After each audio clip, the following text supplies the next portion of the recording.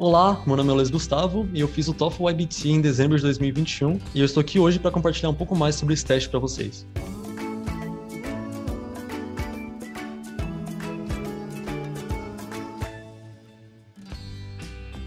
Durante o meu preparo para o teste, como eu já estava estudando para o SAT, muito da minha preparação derivou da preparação que eu já estava fazendo.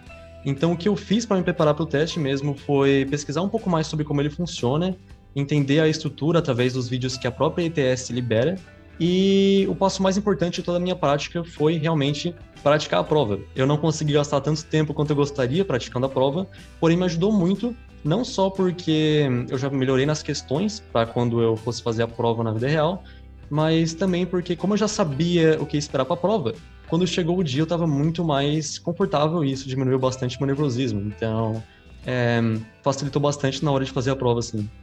E lembre-se de quando você estiver preparando, tentar simular o máximo possível o ambiente real da prova. Então, tente não separar a prova por sessões e fazer uma num dia e depois continuar no outro dia. Assim, se você tiver dificuldades em conseguir fazer tudo no mesmo dia, tudo bem, mas se você tiver a disponibilidade de fazer tudo de uma vez só, eu recomendo que você faça isso, porque assim você vai se preparar muito mais para o ambiente da prova mesmo e também pela fadiga que ela vai te dando no ambiente real quando você tenta fazer ela. Outra dica muito importante para essa prova é sempre tentar fazer anotações. No horário da prova, eles vão te dar papéis para você poder fazer rascunhos, e é essencial que você use esses papéis. Pelo menos para mim, eles foram muito importantes, especialmente na parte do listening. Se você consegue entender séries em inglês, eu tenho certeza que você vai se dar bem na parte do listening. Se você tentar fazer várias provas uma atrás da outra, pode ser que você consiga ganhar mais prática, mas na realidade você vai acabar não aproveitando tanto das oportunidades para aprender que você teria com cada prova. Aquele tempinho que você leva para analisar cada erro que você fez, na realidade vai servir para que você não cometa mais aquele tipo de erro. Então, quando estiver estudando para essa prova, não enxergue os teus erros como pontos negativos, mas sim como oportunidades para te não voltar a repetir eles. Para a parte do reading, eu acho que um exercício que ajuda bastante, e até algo que é muito comum se ver em vários tipos de prova, é a leitura retórica. Então, se você vê que está com dificuldade no reading, uma coisa que você pode tentar fazer é pegar os textos, ler eles ativamente, não só passivamente, não tenta ficar só decorando as informações que estão no texto, porque isso é uma habilidade uma habilidade essencial que vai ser testada na prova. Ajuda bastante, acredita em mim, ter esse tipo de prática.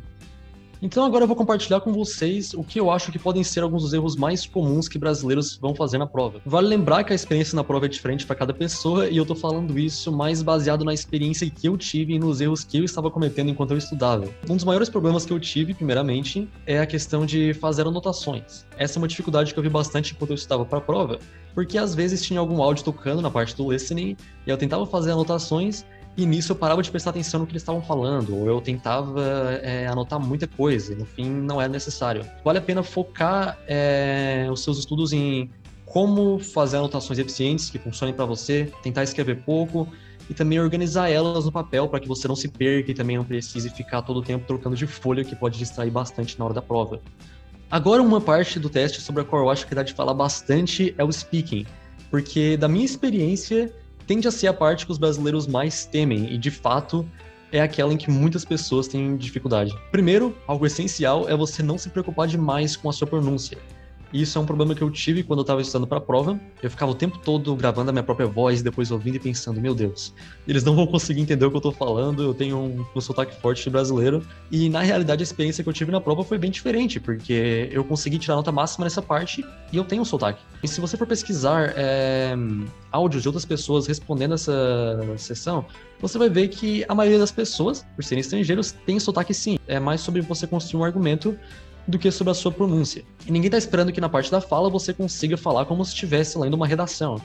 Essa parte é uma parte em que você realmente deve ser um pouco mais casual e falar como você falaria na vida real ao responder uma pergunta. Outro grande desafio do speaking, e que eu já acho bom adiantar essa informação para vocês, é que durante a prova vai ter várias pessoas fazendo ao mesmo tempo e geralmente quando você chega na sessão do speaking, todo mundo vai começar ao mesmo tempo que você. Então é bem normal que todos estejam respondendo as perguntas em voz alta ao mesmo tempo. Sobre isso, particularmente, não tem muito que você possa fazer. O que vale é você se preparar mentalmente, entender que esse vai ser o cenário da prova E se possível, se tiver várias opções de horários para você conseguir agendar a prova, tente escolher um horário em que não vai ter tantas pessoas fazendo ao mesmo tempo, porque pode acabar ajudando bastante na sua concentração. Agora eu vou falar um pouco mais para vocês de como foi a minha experiência pessoal fazendo essa prova.